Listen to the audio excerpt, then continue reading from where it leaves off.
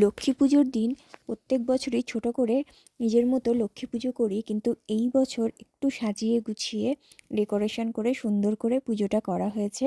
আর নিজেও একটা শাড়ি পরে একটু সাজুগুজু করে রেডি হয়ে নিয়েছি। আর ঠাকুরের ভোগের জন্য ছিল খিচুড়ি, পাঁচমিশালি সবজি আর 5 রকম ভাজা।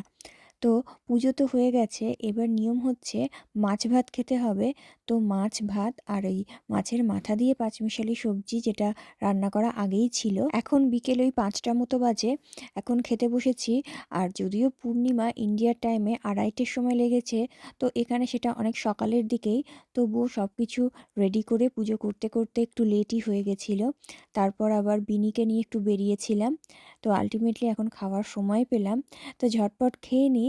আর আজকের পুজোর দিনটা বেশ ভালোই কাটলো, ঠাকুরকে সুন্দর করে পুজো দিয়ে সাজিয়ে গুছিয়ে সেদিন মনটা বেশ ভালো লাগে। তো আজকের মতো এটুকুই, টাটা।